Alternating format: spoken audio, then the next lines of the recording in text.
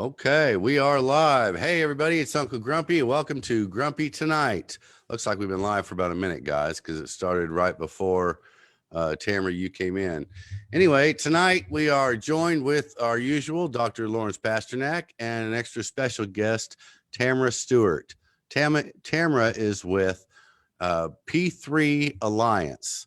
Tamara, why don't you go ahead and tell us what that stands for and a little bit about what you guys do.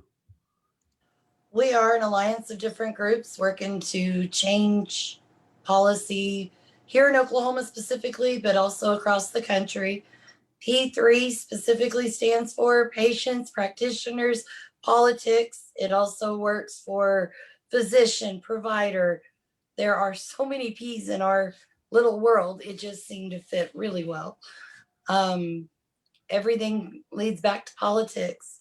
That's how we chose to focus our fight, our advocacy.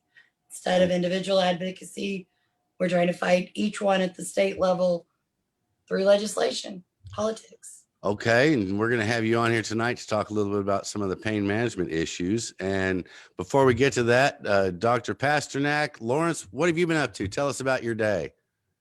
Now that I've set the this to go right. By the way, everybody who's wondering why we're a few minutes late, it's me and technology. I'm not quite up with it yet, so we were just playing back to me, and I thought that was sufficient enough. But apparently, these guys want other people to see it. So go ahead, Lawrence. Pretty much my whole day has been sitting in front of my computer working on a paper. Just sort of a common thing in my field is that when somebody publishes a book, there will be, at least when somebody of some noteworthy status publishes a book, there will be symposia on that book, author meets critic sessions. And so there's an American Philosophical Association meeting towards the end of this month, where there's an author meets critic session on this book called Kant and Religion by another Kantian named Alan Wood. So I'm one of the critics.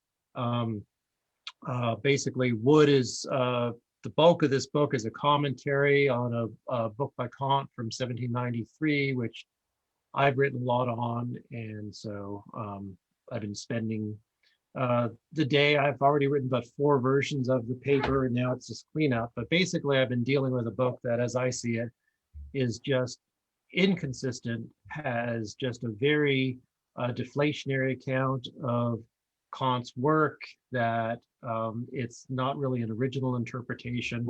And the language that he uses is just inappropriate. He's just writing in a way that's more suitable to a Twitter feed than an academic press. Well, I apologize if my dog barks, by the way. She decided to hang out with me, and I'll have her leave the room. Okay. Any idea what she's barking at? Is she barking at us? Because if so, it's probably going to continue. She's barking out the window. Okay, I had to send mine into the other room. So I'll put it on mute, and I'll have her mute. Okay. All right. Well, Tamara, let's get started with you. I run into you quite a bit at the Capitol. You have, like myself, kind of gone from being just a citizen with a lot of opinions to somewhat of a lobbyist. Tell me about the bill that you've been working on for this session. For this session, Representative Talley, who is my representative here in Cushing, has been working with us. He's filed legislation. It is House Bill 1013. It is in the infamous section where all of our doctors feel creates a limit for chronic pain prescribing for opioids, benzos. It is the one they always refer to as the limit law, or the part of our law that keeps them fearful to prescribe. It adds 2 sections to that. The first one restates basically the intractable pain law that was in, I believe, 2009 for Oklahoma. It basically restates that nothing in the Oklahoma law requires a doctor to abandon, force taper, or otherwise change the plan for a patient just because of the new words in Oklahoma law regarding opioid prescribing. The second part says that as long as the doctor documents what he finds, he or she finds, then there's nothing illegal about prescribing, even if it is over 100 MME, even if it is with a benzodiazepine. As long as they document it, follow the law, that it is not illegal and they are covered. That there is not a way, let's see, it would make it where they cannot be investigated solely because of a 100 MME patient, prescription to a patient. Because right now that's what they're afraid of. If I write prescriptions for over 100 MME to one or more patients, it will trigger some kind of an investigation. So our law would make it where they needed a complaint or something outside of just the fact that they wrote a prescription over 100 MME to initiate a complaint, a investigation or a criminal charge or civil. Okay, let me get into this just a little bit. Lawrence, this is something you've talked a great deal about. What is the current limit on the limit, as she's saying right now, Lawrence? Do you know what that is? Well, there really is no limit. That neither federal nor state law. Am I muted? No, you're fine. We hear you. You're fine. Okay. Tamara, I think, is just having trouble hearing me. Yeah, you're back. Okay. That there is neither federal nor state law that restricts the amount that of an opioid that a patient could use. That when you look at the prescribing information as the insert for medications, sometimes you see something in the order of like 1,600 milligrams, which is a really high amount. Sometimes they say that there is no limit. So in terms of FDA approval for a lot of these medications, there is no limit, or the limit is extremely high, 1,600 milligrams. And at the state and the federal level, there is no limit. But what happened was in 2016, the CDC came out with a recommendation to primary care doctors. And that recommendation is for an opioid naive individual, somebody who's not in chronic pain, somebody who, let's say, has an accident, breaks a bone or whatever, then the primary care doctor should not be prescribing over 100 morphine milligram equivalents. And so that's for somebody who's in acute pain. It's a temporary matter, not somebody who has years, for instance, of having developed a tolerance to the drug, and so on. And it's really unambiguous that it pertains to acute pain and treatments by the primary care doctors. It doesn't have to do with chronic pain, doesn't have to do with pain management. For absurd reasons, that got spun in the media as basically saying, well, the CDC is saying that nobody should be having more than 100 MME. But people who are in chronic pain, 100 MME is not that big of a dose. And people who have been using it for years, 100 MME is not that big of a dose. Like I said, the FDA is approving 1,600, effectively something that couldn't do 1,600 MME, right? 16 times what is recommended for somebody who's opioid naive and is just having an acute pain episode. But that got spun. And it even led prosecutors to think then that any doctor that is prescribing over 100 MME is doing something unlawful. But there is no law prohibiting it. In fact, the law says, our state law says, that if you are in pain management for 3 months or more, you are what's designated as a qualifying opioid therapy patient. And those patients may be prescribed over 100 MME. It's actually in our law recognizing a category of medical need for people who have a need in excess of 100 MME. Nevertheless, given the way in which the Attorney General, Mike Hunter, has gone to attack pharmaceutical companies and has, courts awarding hundreds of millions of dollars in those suits, the rhetoric that he uses basically is to imply that basically anybody who's receiving 100 MME or more is not doing so because they're treating pain, but rather they're merely addicts, and that doctors are the enablers of addicts, and that pharmaceutical companies are the enablers of addicts. And the result basically is that doctors are so frightened, and doctors are facing, in fact, criminal charges, even though there's no crime. Pain patients are being forced down below an amount that actually is able to help them. Now, let me ask you both this question.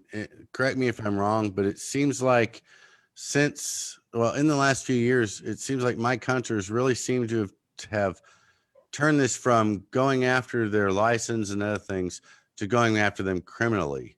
I mean, it really seems like he's trying to hold them criminally accountable for standard medical care. Is that what's going on? Yeah, and I'm not going to name a certain individual, but there's a doctor who is widely beloved by his patients, by other physicians.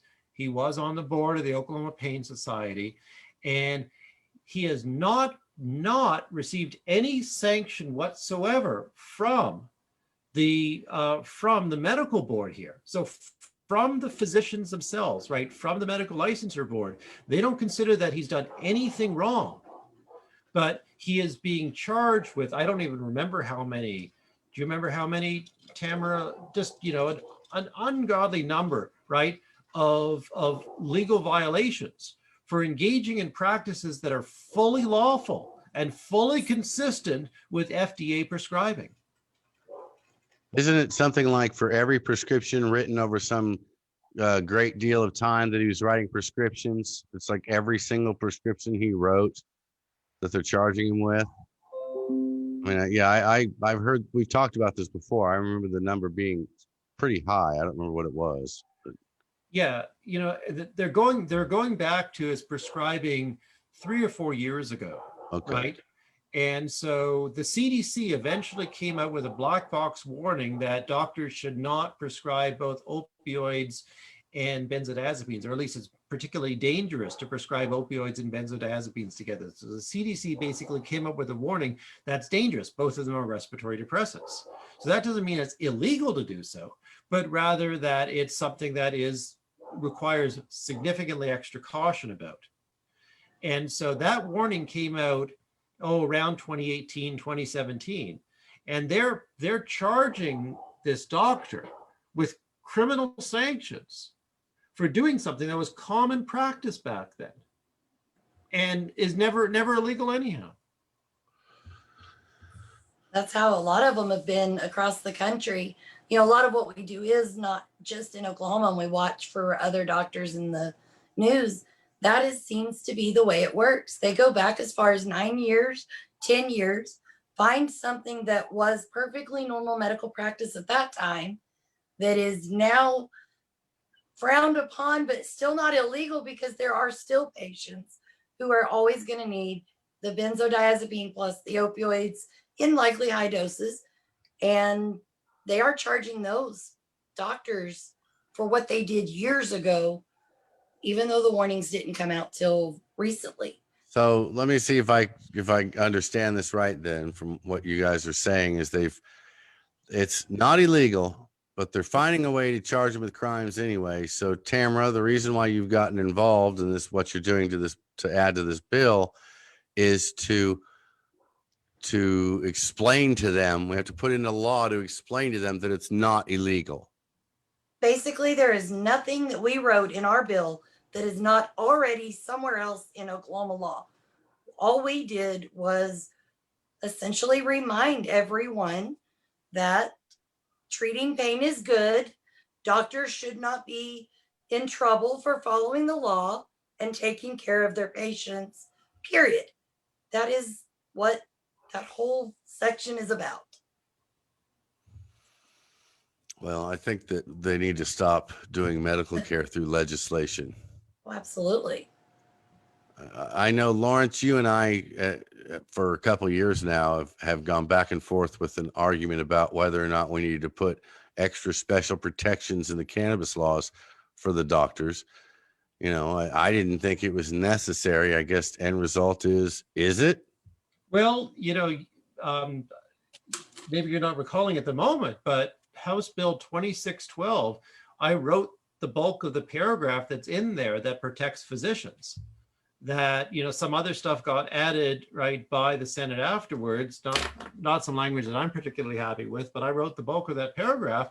And basically what that paragraph says is that no doctor shall be sanctioned in any way whatsoever for recommending cannabis, for treating patients who use cannabis, including treating them with scheduled medications, including opioids. So it's fully lawful for a doctor in our state to treat patients who are cannabis users. And yet our pain management doctors are so terrified, as we know, our pain management doctors are so terrified that even though the law explicitly says that it's legal, they terminate patients left, right, and center. There's no federal law against it. There's no state law against it. It's actually increases the safety and the therapeutic window of opioids.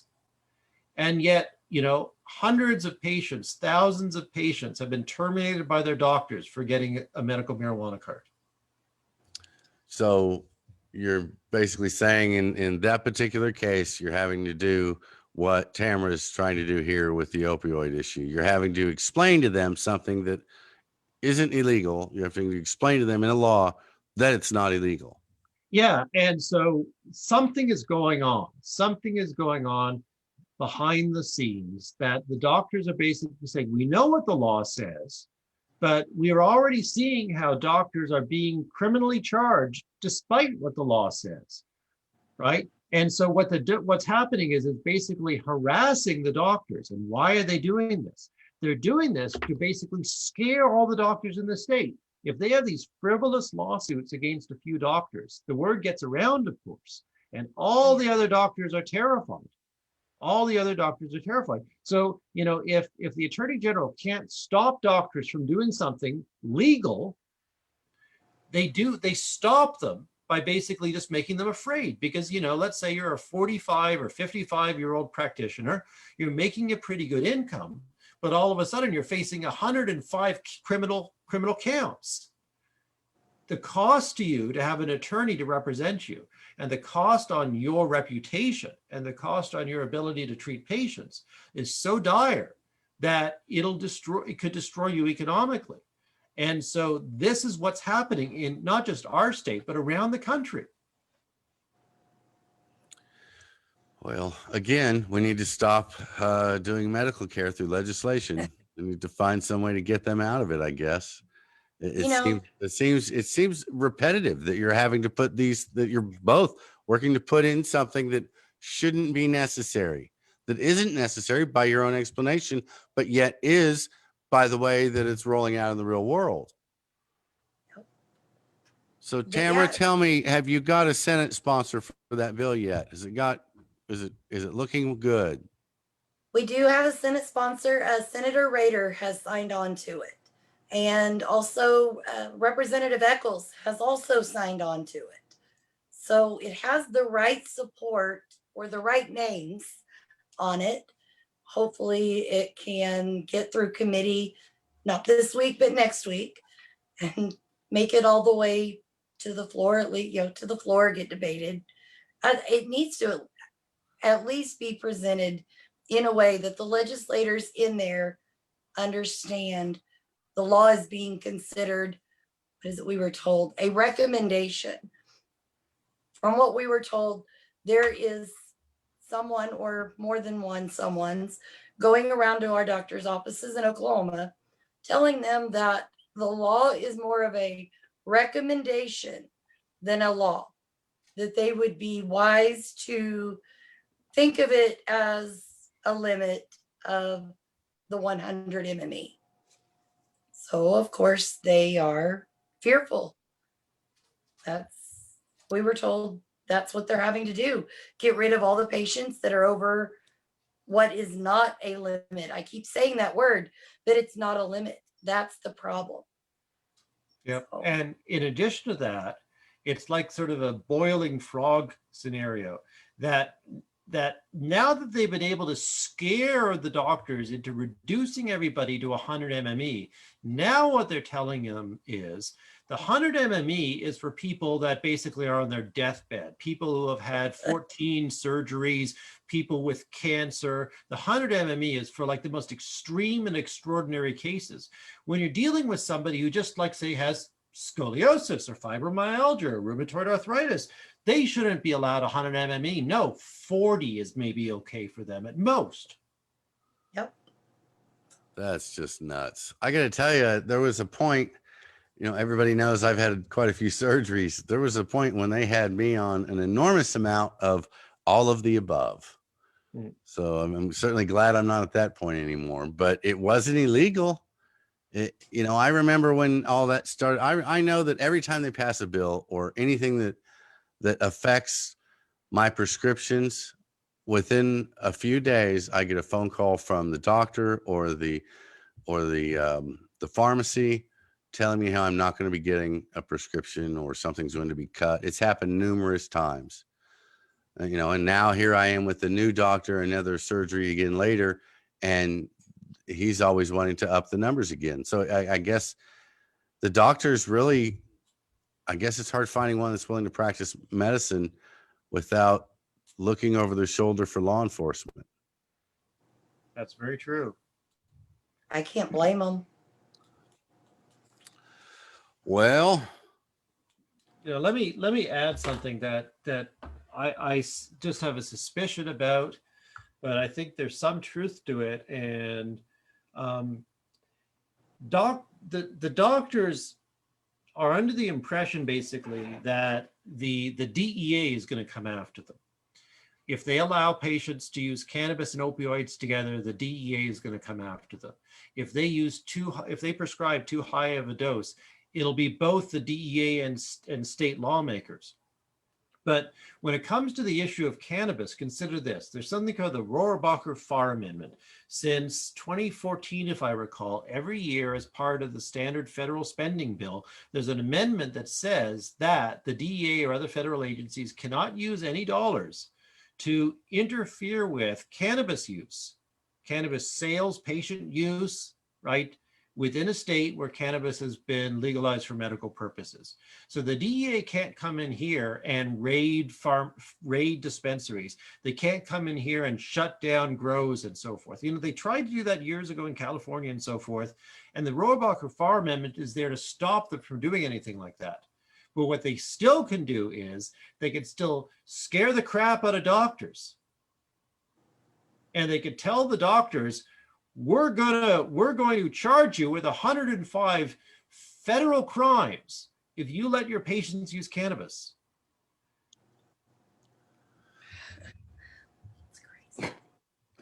Well, something's got to give. Tamara, let me ask you a question. Have you been to the Capitol yet this year? Have you been up to the building? And how do you find the restrictions, the mask wearing, the limit to the access to the Senate? How do you find the entire thing compared to pre-pandemic? It hasn't affected me yet, other than wearing the mask. Obviously, wearing a mask in there's a little more difficult, and then I haven't actually gone in and sat down on any of the committee meetings or in the Senate, so that part hasn't affected me. It was more difficult pre-session to get in touch with any of the senators or representatives, especially senators. They were not in their office until the first week of session, really, some the week before. And there's some I still haven't been able to touch base with in person. So that's been I found, of course, I haven't been up there yet this year. I had surgery the day of opening of session, so I haven't been there yet since they started session. But I found last year that it was extremely restrictive. It's not so much the wearing the mask that does make it harder to recognize people, but it's the lack of access. I find it considerably harder, considering that, in my opinion, some of the best things you can get done there are running into somebody in the hallway. Some of the most influential conversations I've had were not planned. And now to get anything done up there, it all has to be planned out. And it's a little harder for citizen lobbyists to do that. It really is. Most definitely. I joke about that. The two of my best contacts up there, one came from the elevator, literally an elevator pitch, and the other one from while they were making coffee. They were trying to figure out how to make their new coffee maker work. When I happened to show up by the break room, I was looking for my way and I didn't know who this person was. And it turned out to be Senator Treat. And we had a long conversation before I knew what I was doing or who he was. Yeah, I figured out fairly early that in the long committee meetings, they're liable to get up and go to the bathroom at least once. So if you position yourself somewhere right, you'll catch them on the way back. Sometimes that's all it takes, and you get your idea through, and then you plant that seed and it grows. So it's considerably harder, I think, or going to continue to be harder while they have these limitations. And I am concerned about. I just saw in the news earlier they passed a thing to extend this to next year or until the governor ends the whatever state of emergency he has us in with the COVID thing.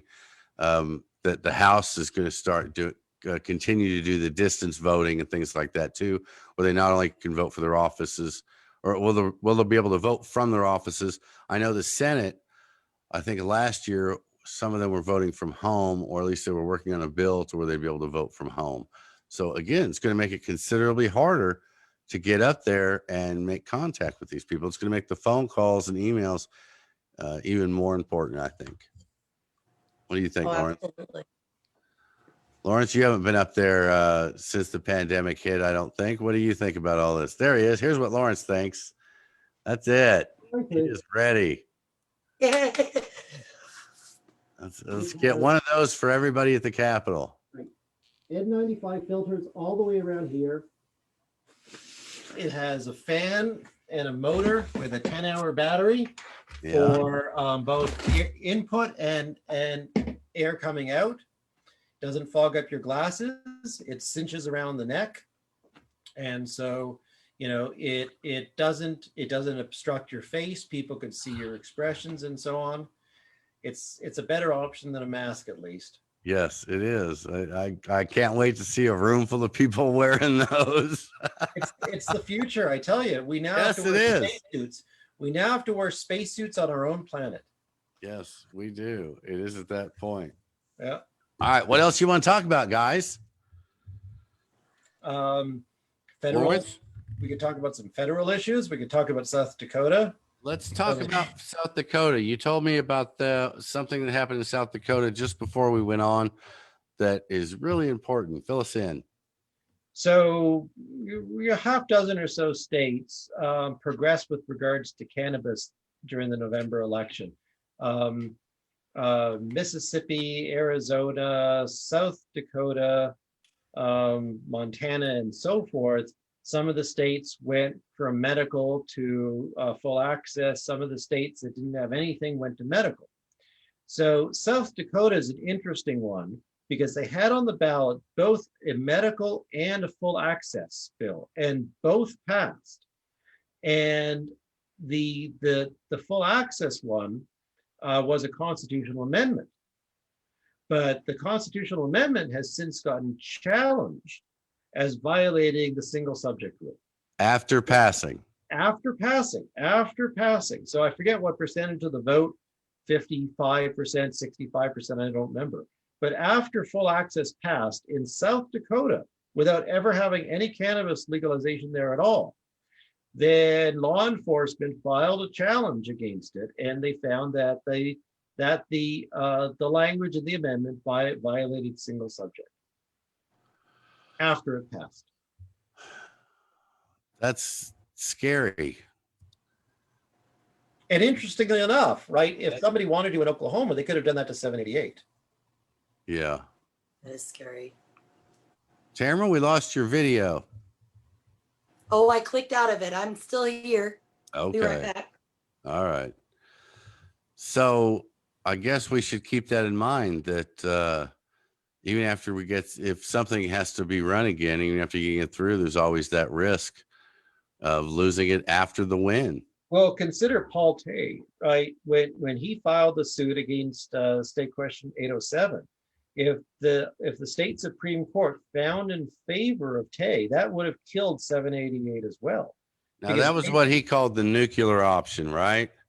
Right. So if the Supreme Court of Oklahoma found in favor of Tay, and the basic point there was that the U.S. Supremacy Clause overrides state law in such a way that that our state government could not allow for cannabis and could not receive any tax dollars based upon its sales, as that would basically give them a RICO charge.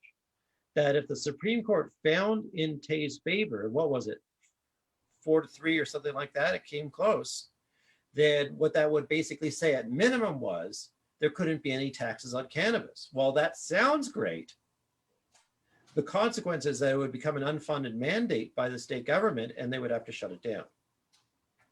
So, Tay understood that he was doing that. And I've never really talked to him about it, but nevertheless, right, there is that vulnerability that, fortunately, we've made it through, right, that court challenge, but we could have lost 788 then. Well, he didn't come up with that legal argument on his own. I'll just leave it at that. So, Tamera, let me ask you a question about our Washington representatives here. Have you had any contact with them? What is their feeling on the opioid issue? Are they just hands off on this particular issue? Well, Langford or Inhofe or yeah. And what are they saying? Well, Senator Langford actually knows me by face, and the last 2 times I've found him, once in the airport and once at a town hall meeting, he kind of, now that he recognizes me, he's like, oh no, not again. Because he knows I'm not going to give up. I keep coming back. I keep showing up at his events. He is fully aware of our issue.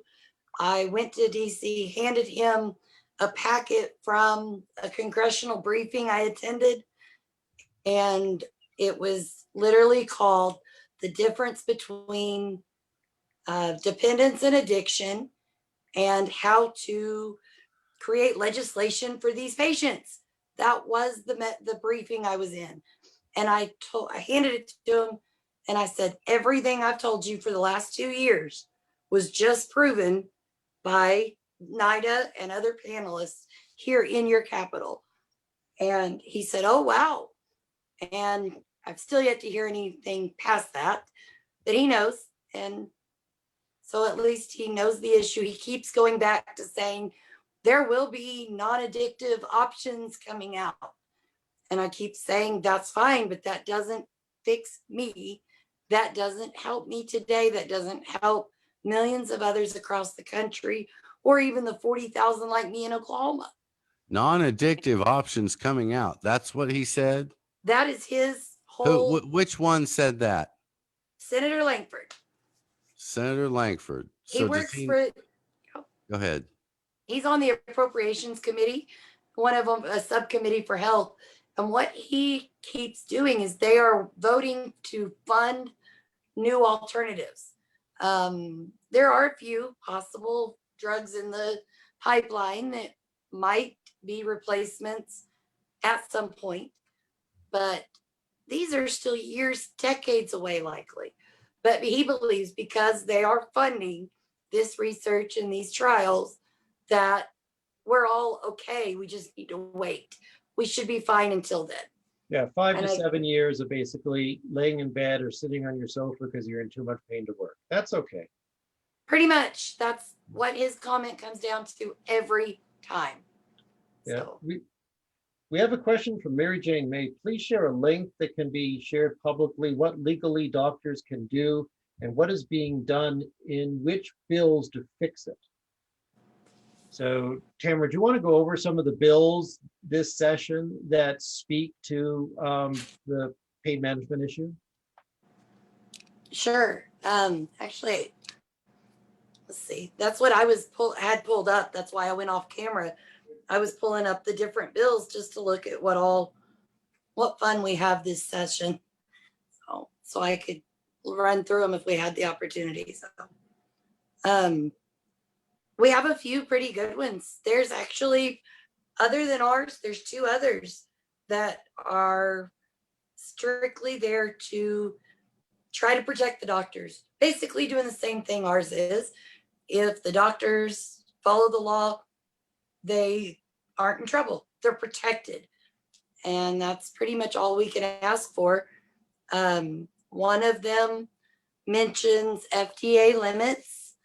And I know you've already touched on that, Lawrence, that it's at this moment, some of them say 1600 MME. I've never seen any of those. Everything I've seen, there was no limit on FDA.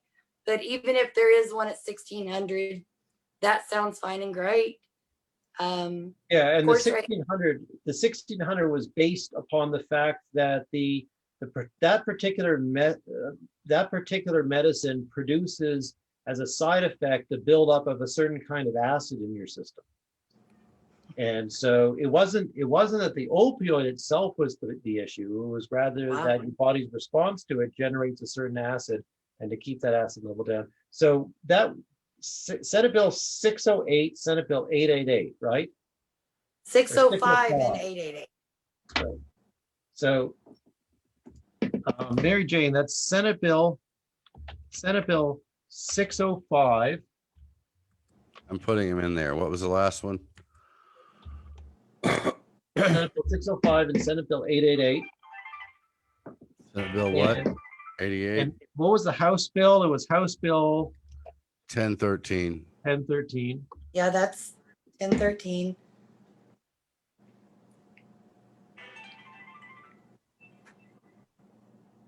Chris, I just sent you the PDF of the one we've got that I sent out to everyone. You're welcome to share that. I don't know how, but if you can share that in there, more than welcome to. It might be a little It complicated. has the link but for I'll every bill. it might take me a little bit of work, but I'll get it figured out. Okay. That's, like I said, I didn't know how, but I know how to share it to you. So if you're good with that, but yeah, you're welcome to share that one. It's got pretty much everything we're doing, or that kind of like our thoughts on each one, what they do and why we say what, yes or no to each one. 605. I'm putting in the full links. Senate Bill 605, Senate Bill 888, Yep. and House Bill 1013. 1013. Those are the protective bills that have something about protecting doctors and or patients or pharmacists.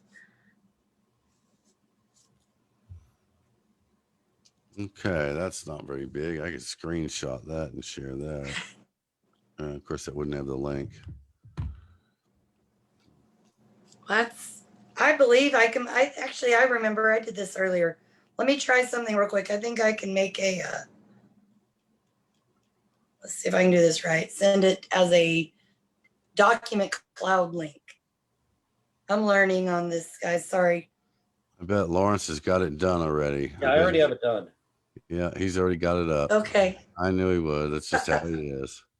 And my offer stands, Well. Tamara. I could build for your organization a website. Yeah, you should check out ours. He's done a pretty good job on it. I did. I saw it today. All right, I guys. saw it last Well, week, and I looked. I think we're going to go ahead and wrap it up, unless either one of you have anything you want to ramble on about. Go ahead, Tamara. I got one thing I want to say. What's Something that our communities, the medical marijuana, the opioids, it really doesn't matter. Anybody who is out there advocating for healthcare change, one thing that we all have in common, no matter what your personal fight is, we are all fighting against government interference into the doctor-patient relationship. That is the ultimate goal. So it doesn't, so often we have community versus community.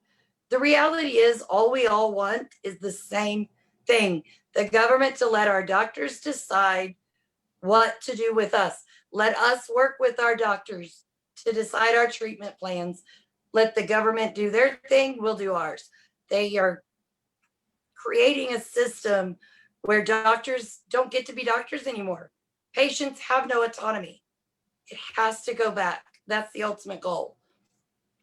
Okay, well, that's a heck of a way to wrap it up. Lawrence, do you have anything you want to add? I don't know if you can top that, but I can't top it, but I could say that, things are in motion at the federal level, that there are meetings right now that basically look as if they are basically putting sort of some final work into something like the MORE Act, which is going to be introduced once again into Congress. So, that's not a promise, but nevertheless, I keep track of what's going on at the federal level, that there have been a number of legalization bills, a number of research bills, a number of at least rescheduling bills. And then the big one that's going to be introduced will probably look something like the MORE Act. And I'm hopeful that we're going to see that probably late spring, early summer.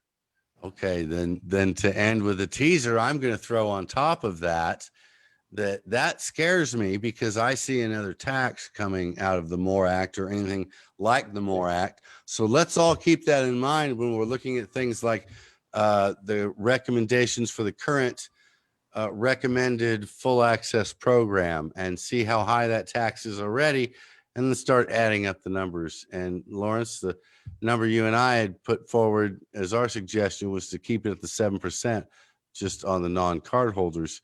I think when people start to do the math, they'll start to see that's considerably more reasonable, especially when you consider the federal government's going to ask for 5 to 10.